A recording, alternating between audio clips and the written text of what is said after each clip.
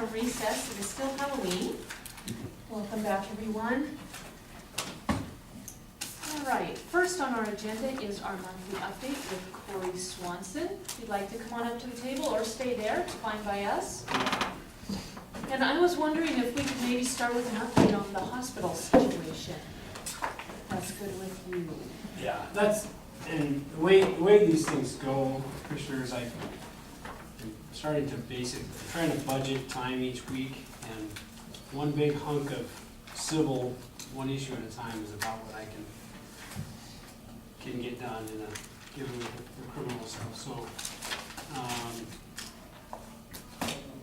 what I finished this last Friday, and then proofread it.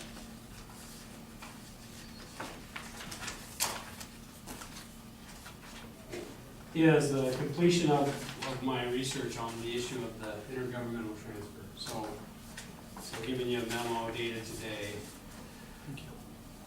And what I found is that there is another statute. And basically, here's the question: is it legal for Broward County to transfer money to the DPHHS out of the general fund for purpose of matching Medicaid funds which would ultimately go back to the nursing home? The answer is yes. And I found a statute that was eluding me, and because of that, it's very clear now that I've found that statute. I don't think there's a need for an Attorney General's opinion on this question of is it legal. There is a slight conflict within the statutes, which I noted at the end of the memo, that may still need an Attorney General's opinion. And that's simply about where the least money is deposited. So if you look at, and I have other copies here if anybody wants them. If you look at Title VII,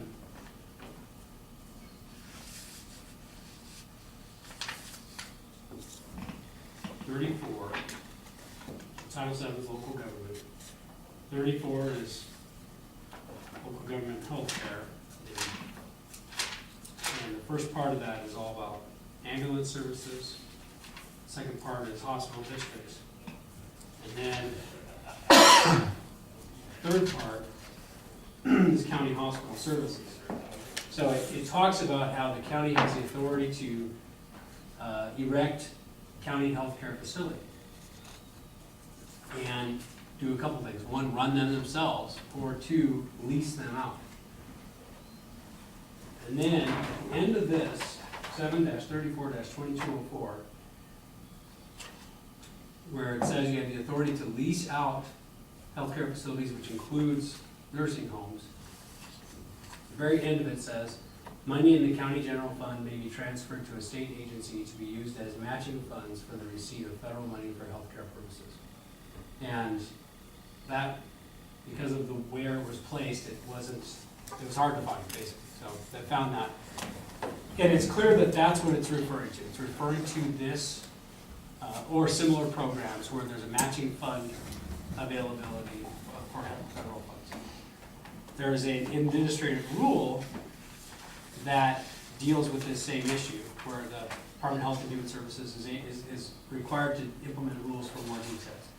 And that administrative rule initially appears to rule it out, because it says to be eligible you have to be a non-state government owned or operated facility. But it doesn't say owned and operated, it says owned or operated. So that fits with this statute specifically authorizing a county-owned facility that's leased to somebody else to run for a nursing home. In other words, there's no other way I don't think there's any other way to interpret this statute and this rule except that it was designed to allow money from county general fund to Department of Health and Human Services for matching of federal Medicaid money back to that nursing home. If it wasn't a county-owned facility, then I don't think it would be eligible for the program. That's something that I talked about a little bit with some other folks, but I don't have to answer that question because that's not the case with the county-owned facility. So So there's the gap or the conflict that I had perceived was there isn't there on that issue, on is it legal? Here's the question, is where that money is deposited. In that section, 734.2204, it says, the rentals received under the lease or leases must be paid into the general fund of the county. Okay? And this statute was last amended in 2001. The other parts of the statute say that the lease must be paid into the county general fund unless that lease money is being used to pay off a bond for the facility, in which case, pay off the bond. And when the bond is paid off, then the money goes into the general fund. So what happened with the hospital district statutes in the past, the way that the hospital district could receive funds, there was only two ways. One was a bond, and the other was a mill levy. The statutes were changed some time ago, and I covered this ground previously with the hospital district. The statutes were changed previously to allow them to also receive money through a loan or a promissory note. I suspect this statute didn't get updated to reflect that a facility may be used to pay off not just a bond, but also a lease or a promissory note. Why does that matter? It only matters if there's a question over where the lease money for the nursing home facility would be deposited. Go to the hospital district to pay off the loan that's against the entire facility, hospital plus nursing home, or go straight into the county general fund. So that may require an attorney general opinion. It would be very quick though and simple, and it wouldn't hold up the other issues here. Right now, the hospital district lease with THS doesn't delineate a separate lease amount for the hospital facility versus the nursing home facility. It's all one, because it's the way it's always been structured. So if commissioners, if you're concerned about it, what we could do is restructure the lease agreement, split off a small amount of lease from the nursing home, and that money goes straight into the county general fund, and the remainder go to the hospital district to pay off its loan. But other than that, the final thing is we would need to re-advertise this lease. This one's odd, okay? The lease is done from the hospital district to the hospital, not from the county commissioners to the hospital directly. But that's because we have a hospital district. So I would still say that when we did this lease, we advertised the hospital district meeting, did whatever public notice you do for that. There were there were 3 or 4 spectators, but it wasn't a big crowd. So what we may want to do is just, if we make that change to the nursing home, then what it says is you have to advertise it once a week for 5 weeks before you make that decision. So basically a couple little issues. The big one is answered to my satisfaction. Perfect. And this took a long time, and I know people have been upset and critical that it took that long, but what I did last week is I carved out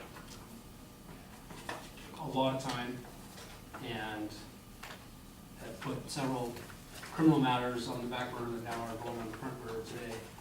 But I got it done, but it's, every time we do this, we're just robbing Peter to pay Paul, so. While on this, have you been checking on someone for contract work for your office? No, I don't need money to pay for it, so I'm not gonna make any inquiries at this point. Well, I thought it was pretty much agreed that you would have that contract. You know, I would say it was agreed the other way. So, basically the bottom line is we'll do what we have to do. There's gonna be some timelines on some civil things that are gonna be a little slower. There's gonna hit a point where I'm gonna have to get extensions on criminal cases or dump criminal cases or whatever, but our numbers are,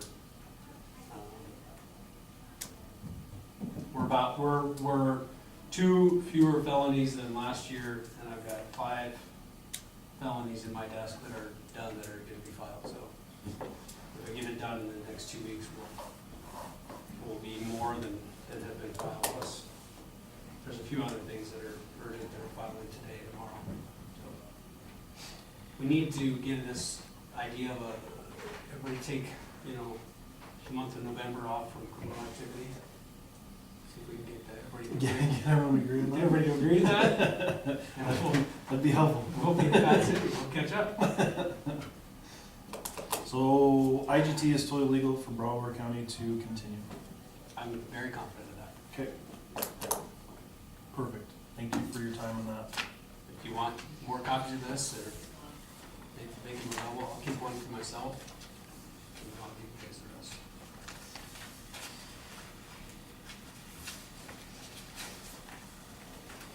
I'll give those to Ann.